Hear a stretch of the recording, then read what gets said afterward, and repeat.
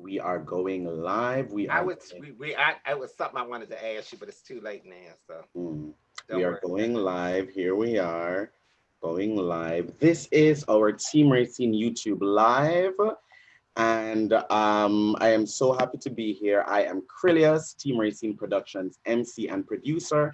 And of course, I am joined today by Rayceen Pendarvis. Hi, Rayceen. How are you? How are you? Greetings and salutations to all. Yes, it is such a pleasure being here. And we have with us two winners of very competitive primary elections for the DC Council. From Ward 2, we have Brooke Pinto. And from Ward 4, we have Janeese Lewis George. I'm so happy for both of them joining us today and we can have a wonderful chat. Congratulations to you guys, by the way, for being the nominees. Thank you.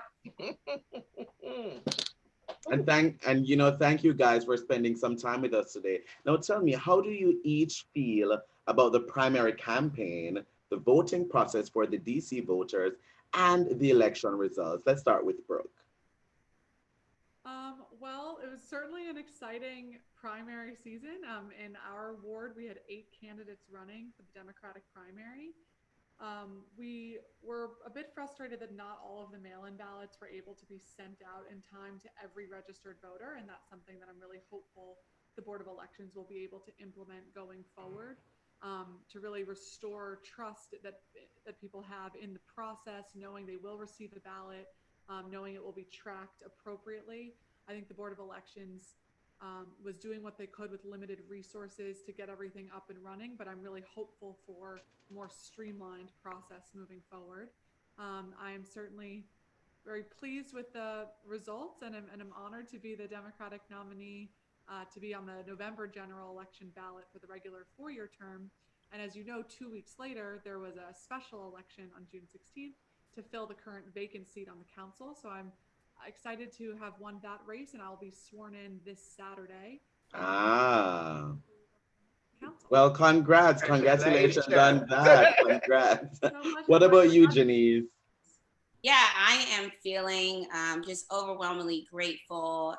Grateful to the Ward 4 residents who, came out to cast their ballots in Democratic primary.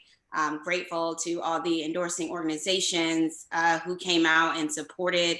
And I am obviously very pleased and happy with the results that came from that. And, when we talk about, it was tough. I started this my campaign August 1st of 2019, and we went through a global pandemic. We also have had, uprising and a civil justice uprising right now within our country and towards the end of the campaign. And so, learning and adjusting to, what it means to campaign during a global pandemic, what it means to campaign during civil unrest and uprisings, was a process to, having to stay committed to, your message and why you were in it. And so I think, it was a time when you were in the global pandemic in March when we were about to switch, COVID-19 happened and people were like, what are you going to do? And I had to remember, why I came in this race, right? To help put people first, to help working families, to, support us. And so, it really was a testament to, the commitment to the people of this ward. Obviously, as many people have seen, I was at the polling booths until 2 a.m. in the morning. Our voters, we had 3 voting centers that were packed all day. Lines were miles around the block, around the street. It was absolutely unacceptable. The last voter, we stayed with the last voter at each stop. 11:58 was the last voter that went in at our Raymond Recreation Center. We got the last voter in at 12:38 a.m.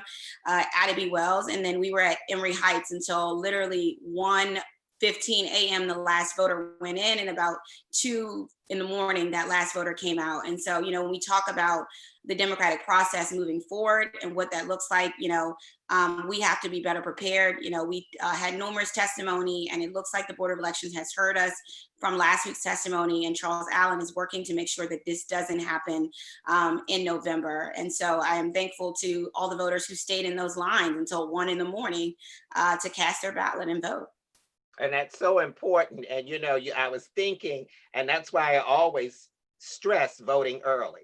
Voting early is so important, and getting the information out that all of the locations are so important, that you know where they are, but you also know the importance of voting early. Yeah.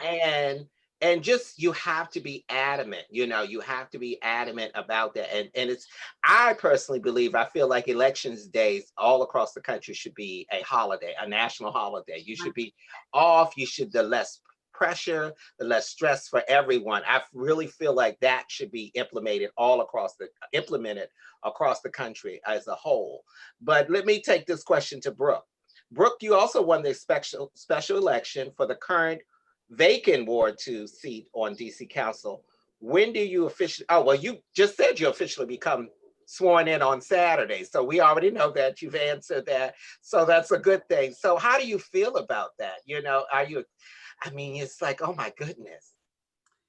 Yeah, I feel excited. I feel a huge sense of responsibility and obligation to show up and work as hard as I possibly can every day, to make sure that people's voices are really heard and that there's fairness not only in the outcomes that we're seeking, but in the process by which these decisions are made. And that's, think, part of the reason that people were really seeking change in this election is they want fairness and justice and change. And it's a really ripe time in our community dealing with these two historic crises at once, with, of course, the COVID-19 pandemic, and our city and our country really standing up and saying, enough is enough. The embedded racial injustices continue to persist today throughout our systems, the way laws are written and the ways they're implemented, and they're ready for a change. And so I take that obligation and responsibility incredibly seriously and feel very grateful and humble to have the chance to lead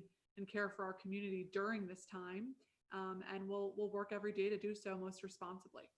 And that's so important. So I'm going to pose this question to both of you, but I'll ask the wonderful Ward 2 representative to answer first. So this is the question. The DC Council has now, most likely at least will have two more female members in 2021 than it has now. This would include the both of you. And in history, both of them will be the youngest on the city council. That's amazing. So how do you feel about that? Or how do you feel it would change the dynamics of the city council? I think that diversity at all levels is incredibly important when it comes to gender, race, age, sexual orientation. The more diversity we can have in the group that is making decisions on behalf of our city, the better off our city is.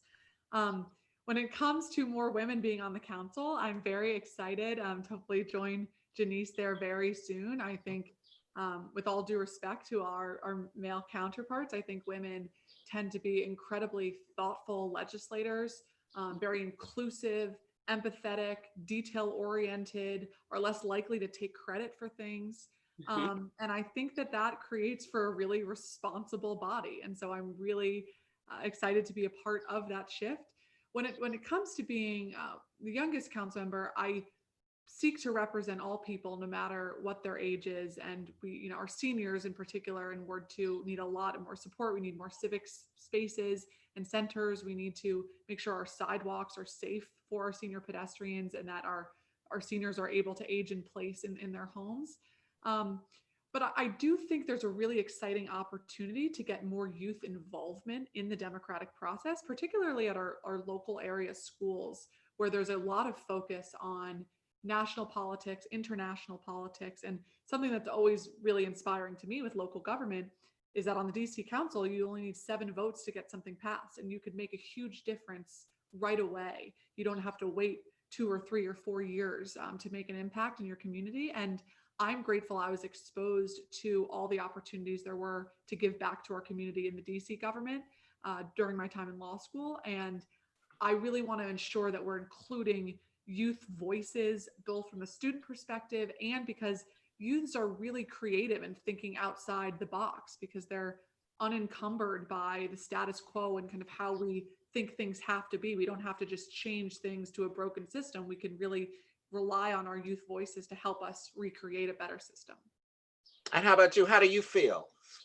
Yeah, I am excited, to be able to join the council with so many already amazing women who are on the council right now, from Brienne to Alyssa to Anita, Mary. I'm excited for us to join in that ranks. Women haven't held a majority of DC seats in the council since 1979.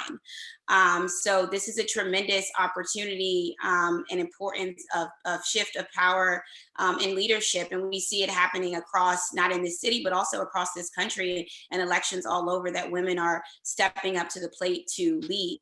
And I think it's such a tremendous opportunity to be able to bring women voices to the issues. I know, for me personally, as a Black woman, some of the issues that we face as a city, having one of the highest rates of mortality for Black mothers is very personal to me. And I'm able to bring that voice to the council when it comes to those issues. When we talk about, paid family leave and why it's so important, the reality is that, 70% of the time, women are the ones who have to take care for our children, have to care for our spouses, and have to care for our parents. So it's very much real women issues. And we talk about the careers where there are most disparities in wage gaps, right? From nursing, right? Nurses, healthcare workers, teachers, all of these important parts of our community who keep us together, which we've seen during the crisis. Women have been keeping us together during this crisis as frontline workers from every industry. And so I'm really excited for the opportunity to bring that importance and those voices to the conversation in a very real way, and to be able to give that perspective. I think the council is absolutely going to be better because of it, because of the voices that we're able to add to the table, both from a youthful aspect, but also more importantly from a women's rights, women issues aspect, and be able to get those things done. And that's so important. And once again, to both of you, before I leave, this is the final question. So we all know that the general election in November is so important. And most of the candidates would look at you and your wards and probably say that you are the front runners. But how do we stress the importance to all of them to get out and vote in autumn, and how that outcome is so important? Yeah, I think, we have to, really take the opportunity. The election is November 3rd.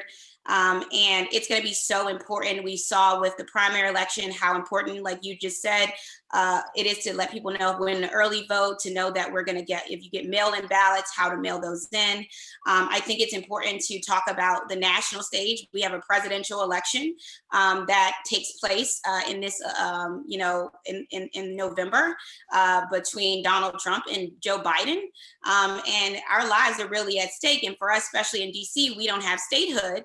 So a lot of who the president is determines a lot of what we have to deal with as a city when it comes to congressional oversight, when it comes to home rule legislation, and when it comes to obviously our criminal justice system. And so it's so important to bring that to the table. We also have an at-large race that's critically important in November. And so there's so many reasons to get to the ballot in November. And I think stressing the importance of what's next for our city. We have talked about COVID-19 and we're entering phase 2. We're not sure how that's gonna, turn out. And so it's so critical for people to recognize that it's not just for us to reopen the city post COVID-19 and go back to normal. But what this election has said to us is that people don't want to go back to normal. People want to go to better. People want to go to a better society overall. And so that means picking leaders who understand that when we reopen this city, that we can't do it on the backs of working people and working families, but we have to make sure that we're doing it in a way that is going to be equitable and just for all of us. And so we have to frame it at, COVID-19 has shown us that we need to do more. We have to do more. And you're not going to be able to get that done if you don't have leaders who are willing to listen, to work with you and understand that. So you got to get your vote out, and you got to make sure November is just as important as the primary election. That's so important. Thank you. How about you, Brooke? Incredibly well said, as always, and I completely agree with you. One thing I will also add is that we don't take anything for granted. Of course, Janeese and I will both be the Democratic nominees, and in a primarily Democratic city, of course, that's helpful.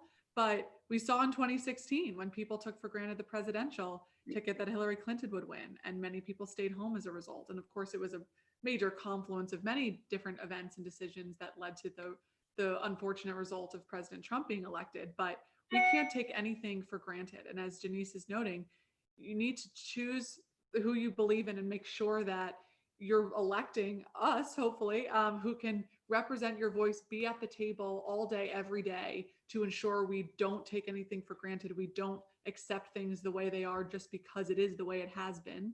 And we keep pushing forward on behalf of equality, on behalf of change, on ensuring that our recovery is not just a Band-Aid for this great problem, but that it really builds much more equity into our broken system. How about that? That's so important. And people must stress. We can never stress to everyone the importance of getting out, voting early, and how that really matters in elections overall, voting early, making sure you're registered, making sure everyone in your household is registered. You know, I personally mailed everyone in my household early voter registration. I went directly to the post office, popped in everybody in my house. I had everybody, I watched them fill it out. I made sure they did it in front of me. And I said, oh no, I'll take it to the post office. I'll make sure it will get there. So, you know, for our final question, I'm going to turn it over to Krylios. Yes, we technical difficulties over here at Casa Krylios, so I must apologize, but I am back. And so the final question is, I hope this question was asked. You are both Democratic Party nominees and the likely winners of the general election in November. Did we already ask that question? Yes, my beloved. Okay, so let's go to the last one. As we wrap this up, please tell our viewers where they can learn more about you and support your campaign. Thank you, Janeese. You'd like to?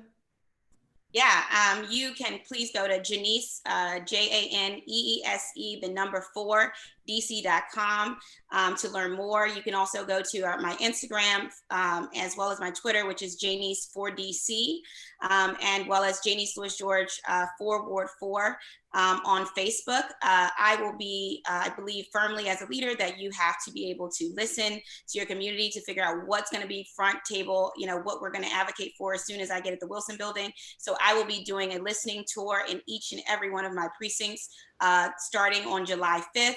And so please tune in and go to our website to learn.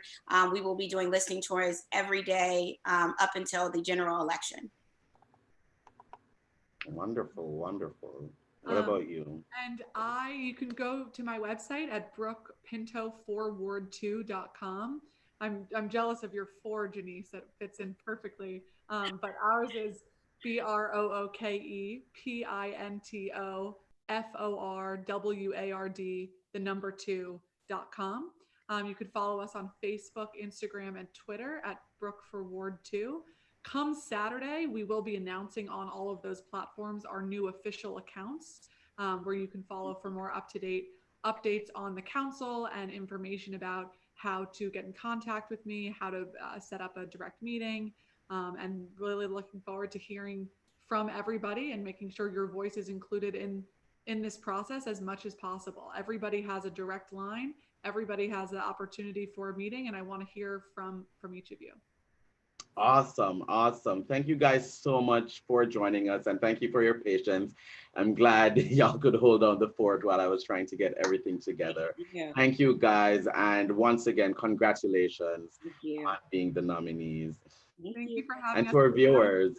Janeese, I'm looking forward to working together. Yes. We'll do more of these together. How about that?